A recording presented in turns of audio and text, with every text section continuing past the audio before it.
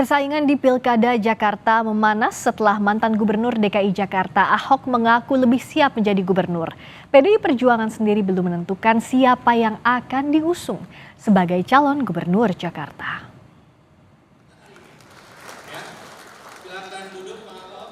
Mantan Gubernur DKI Jakarta Basuki Cahayapurnama alias Ahok mengaku saat ini lebih siap menjabat gubernur dibanding sebelumnya.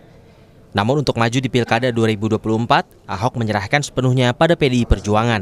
Oh iyalah, saya sekarang saya jauh lebih siap jadi gubernur sekarang karena udah lewatin sekolah Makobrimob kan saya bilang. Dan saya juga sudah pernah pengalaman 4 tahun lakukan penghematan optimalisasi biaya di Pertamina. Saya sih terima kasih aja orang ngarap saya bisa jadi gubernur lagi gitu ya. Tapi kan sekali lagi partai saya kan kursinya tidak cukup. Kita kurang 6 kursi. Nah, dan untuk kerjasama kayaknya saya lihat ya nggak tahu mungkin atau nggak mungkin itu urusan DPP ya. Soal siapa calon gubernur Jakarta dari PDIP, Masinton Pasaribu menyatakan partainya tak bisa mengusung sendiri. Meski demikian, PDIP mengutamakan kadernya untuk dicalonkan. Ya tentu di PDI Perjuangan itu pasti pertama itu memprioritaskan kader. Nah kemudian ya yang tadi kader, nah kemudian ya disesuaikan dengan kondisi realita politik ya di masing-masing wilayah begitu. Bahwa PDI Perjuangan perolehan kursinya ada 15 kursi, artinya tidak cukup untuk mencalonkan sendiri partai. Perlu 7 kursi lagi, 22 kursi lah minimum syarat untuk mencalonkan kepala daerah di Jakarta begitu. Nah tentu ini kan harus PDI Perjuangan harus membangun komunikasi ke partai politik lainnya agar bisa mengusung. Saat ini PDIP juga menaruh ketertarikan pada mantan Gubernur DKI Jakarta Anies Baswedan. Ya harus realistis bagaimana melihat situasi di lapangan karena setiap daerah itu wilayahnya itu berbeda-beda. Ini kira-kira peluangnya ada di wilayah mana? Ya. Nama Pak Anies juga katanya tertarik juga ya Pak? Iya. Menarik juga Pak Anies. Sejauh ini Anies telah mendapat kepercayaan dari PKB Jakarta untuk maju memperebutkan kursi Jakarta 1. Guna memastikan tiket pencalonan, Anies berencana menemui semua pimpinan parpol, termasuk Prabowo Subianto. Kami tentu membangun komunikasi dengan semua. Dan insya Allah akan bisa bersilaturahmi dengan pimpinan-pimpinan partai politik. Tentu akan berkomunikasi, berdiskusi dengan pimpinan-pimpinan partai lain, termasuk nantinya dengan Pak Prabowo. Sementara itu, Ketua Umum Partai Golkar, Airlangga Hartarto memastikan akan mengusung calon gubernur Jakarta bersama dengan Koalisi Indonesia Maju. Termasuk juga memutuskan di mana mantan Gubernur Jawa Barat, Ridwan Kamil, bertarung di Pilkada 2024. Ridwan Kamil tetap di Pilkada Jabar? Nanti kita akan putuskan, tapi surveinya arahnya trennya saintifik ke sana. Oke. Golkar tetap mencalonkan sendiri nggak di Pilkada Jakarta? Kita selalu mencalonkan bersama-sama, karena Partai Golkar we are not walking alone. We are walking together with Koalisi Indonesia Maju. Nama Anies Baswedan dan Ahok tak bisa dipisahkan dari Jakarta, terutama saat memasuki masa pilkada. Menarik untuk dinanti, apakah Anies dan Ahok akan saling berpasangan atau justru akan berhadapan? Tim Liputan Kompas TV. Apakah Ahok akan kembali bersaing di Pilkada Jakarta tahun ini? Kita bahas bersama politisi PDI Perjuangan Chiko Hakim dan Wakil Sekjen PKB Saiful Huda. Selamat malam, Mas Chiko, Mas Huda. Malam, Mas Chiko, Mbak. Malam, Mas Huda. Malam, saya ke Mas Chiko dulu. Kalau dari sinyalnya Pak Ahok ini sebenarnya sudahkah ada sinyal positif dari DPP untuk memajukan kembali namanya Pak Ahok?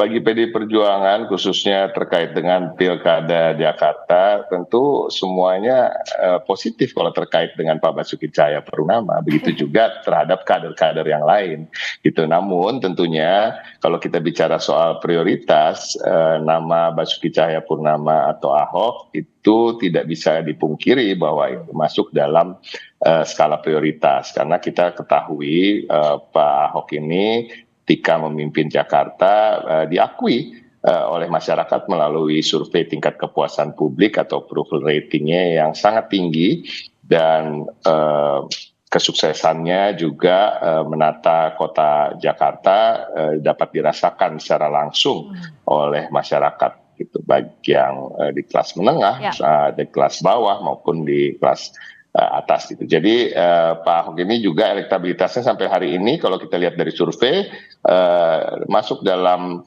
top 2 ya, antara Pak Ahok atau Pak Anies gitu bahkan. Nah, karena Jadi tentunya kalau kita bicara itu, nama Pak Ahok berada di skala prioritas, begitu juga nama-nama kader yang lain. Namun kami di internal masih menggodok nama-nama, menjaring, dan tentunya kan kita harus berbicara dengan partai-partai lain ketika kita ingin mengusung calon. Nah, itu yang menjadi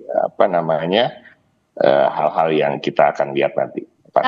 kalau misalnya sekarang kan yang paling di atas elektabilitasnya adalah antara Pak Ahok atau Mas Anies. Tapi sejauh ini PDIP lihat kecondongannya kalau Pak Ahok tadi kan jadi prioritas. Apakah mungkin juga untuk membuka peluang untuk Mas Anies lebih dari Pak Ahok? Kalau lihat dari track recordnya di Pilkada kemarin dan baru saja bertarung di Pilpres dengan elektabilitas yang masih hangat, Mas Ciko. Jadi begini, ini kan nggak semudah itu kalau kita bicara soal pencalonan ya di Pilkada. Soal pencalonan di Pilkada kan kita melihat ini sebagai ajangnya partai politik, karena memang persyaratannya itu kan bagi partai politik, ya kan, untuk memenuhi sekian persentase suara, ya. Itu yang menjadi utama. Tentunya kita harus melihat hitung-hitungan seperti itu. Ya, kita bicara soal PDI Perjuangan yang ingin mengusung calon, namun suara kami tidak mencukupi untuk mengusung sendiri, tentunya kita harus bekerja sama dengan partai politik lain. Nah, kita lihat kalau kita dari PDI Perjuangan yang kita utamakan, kita prioritaskan tentu mengusung kader kita, nama kader untuk masuk dalam kombinasi nama antara cagup ataupun cawagup. Kita realistis juga bahwa kita tidak mungkin juga nanti akan memaksakan harus jadi cagupnya. Nah, kita lihat nanti partai lain mengusung nama siapa. Nah, dan kalau memang ada nama Pak Anies atau bahkan nama Pak Ridwan Kamil atau nama-nama yang lain gitu, itu masih bisa dibicarakan. Nah, kita lihat ke depannya bagaimana. Tentu kalau kita bicara soal Pak Anies maupun Pak Ahok, dua-duanya kan memang sudah teruji dan punya rekam jejak yang cukup baik sebagai pemimpin di Jakarta. Jadi ya ini wajar-wajar aja ini yang selalu menjadi pembicaraan. Tapi kita belum tentu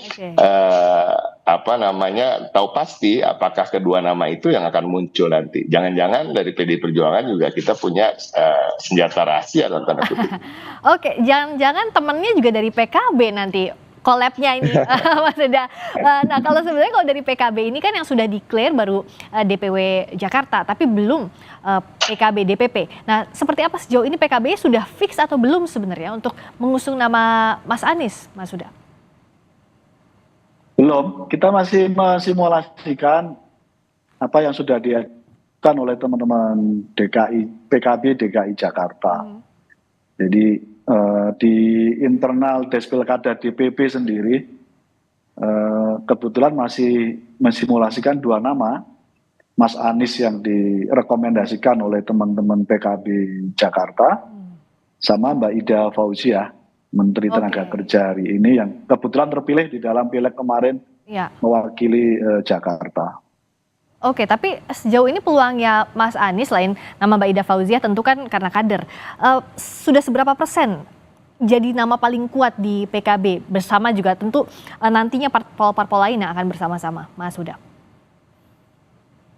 Ya, PKB menyadari betul bahwa kursi PKB 10 kursi di DKI artinya masih perlu tambahan 11 kursi untuk melampaui 20% parliamentary threshold.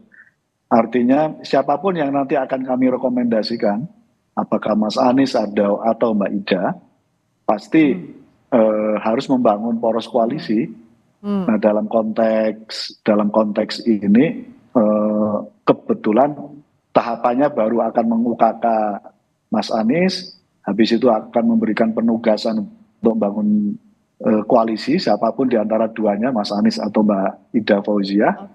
Habis itu baru nanti proses untuk penetapan siapa yang akan diberikan rekomendasi oleh Despilkada DPP. Jadi kalau DPP memang belum fix ya, masih atau antara Mas Anies atau Mbak Ida. Artinya Mas Ciko, kalau PDI Perjuangan tentu kan harus cari kawan, iya. Tapi di sisi lain kalau bicara soal hitung-hitungan, kan nggak mungkin antara Mas Anies duet sama Mas Ahok. Karena dua-duanya sudah pernah jadi gubernur, secara PKPU tidak mungkin maju bersama-sama. Artinya pilihannya adalah menggayat Mas Anies yang artinya berseberangan dengan 2017 lalu, atau membiarkan El Clasico terjadi lagi di 2024 ini. Gimana Mas Ciko kalau PDI Perjuangan menghitungnya? Kita melihatnya tidak dari itu ya, saya ulangi lagi ya, kita melihatnya yang utama bagi kami sekarang adalah mengerucutkan nama kader di internal kami yang akan kami usung, karena itu yang menjadi prioritas. Prioritas kami harus ada nama dari internal kami yang masuk dalam kombinasi nama antara cagup ataupun cawagup. Itu dulu. Jadi ada nama-nama seperti Pak Basuki Cahayapurnama, Pak Ahok. Tentunya ada nama Pak Jarod juga, ada nama Bu Risma, ada nama Pak Andika Perkasa, ada nama Prasetyo Edi Marsudi, ada nama Charles Honoris, dan bahkan ada beberapa nama lain yang juga diusulkan oleh DPD, ya gitu, anggota-anggota DPRD dari fraksi PDI Perjuangan. Dan beberapa nama seperti yang cukup dibicarakan tapi belum tentu maju juga atau bersedia, ya ada nama Mas Pramono Anung yang sekarang sekretaris kabinet. Jadi intinya di internal kami masih menggodok itu, dan kita memfokus pada itu. Tadi juga disampaikan oleh Mas Saiful Huda, bahkan belum ada juga di antara nama-nama tersebut yang benar-benar mendapatkan surat tugas. Jadi stepnya adalah itu dulu, nanti kita bicara dengan partai lain. Nah, kemungkinan memang ada kemungkinan besar kita bekerja sama dengan PKB misalnya, karena PKB ini adalah partai yang cukup dekat dengan kami, ya kan, ideologinya juga tidak terlalu jauh, walaupun PKB bisa dibilang mempunyai basis massa Islam, namun tentunya kita tahu bahwa menjunjung tinggi nilai-nilai Pancasila, kebinekaan dan lain-lain. Dan nanti kita bicarakan kalau PKB mengusung Bu Ida misalnya, bisa juga akhirnya sama Bu Ida gitu. Atau bisa juga dengan Mas Anies. Tapi intinya kalau disebut semua nama ini, saya rasa semua nama yang beredar dan mencuat, saya rasa cukup kompeten dan mumpuni. Jadi warga Jakarta ini cukup beruntung karena pilihan-pilihannya ini dari semua nama, baik itu dari kader internal kami maupun kader-kader partai lain ataupun tokoh-tokoh non partai yang disebut-sebut. Ini adalah tokoh-tokoh yang saya rasa sangat kompeten dan memenuhi kriteria-kriteria sebagai pemimpin yang mumpuni untuk Jakarta ke depan. Kalau sekarang dari PKB juga sama dengan PDIP masih berfokus untuk mencari siapa kira-kira kader internal yang akan diberikan penugasan di Jakarta. Tapi Mas Huda, komunikasi politik pasti kan sambil dilakukan lah di belakang layar, di bawah meja. Nah, ini sejauh ini siapa saja yang sudah membuka komunikasi dengan PKB? Ya, setahu saya teman-teman PDIP komunikasi, teman-teman PKS juga komunikasi, dan teman-teman Nasdem juga komunikasi. Tapi pada konteks ini saya ingin menyampaikan beberapa hal ya. Yang pertama, poros koalisi partai dalam Pilpres, saya meyakini tidak akan merembes menjadi konfigurasi di pilkada ini, termasuk DKI Jakarta. Jadi kalau ada yang meyakini bahwa poros Pilpres akan memberikan efek, saya kira saya termasuk yang meyakini itu tidak akan terjadi.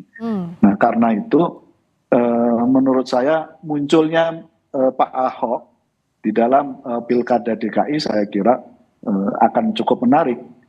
Misalnya Pak Ahok mantan gubernur, Mas Anies juga mantan gubernur. Terus kemudian Pak Ahok punya karakter kepemimpinan yang berbeda sekali dengan Mas Anies.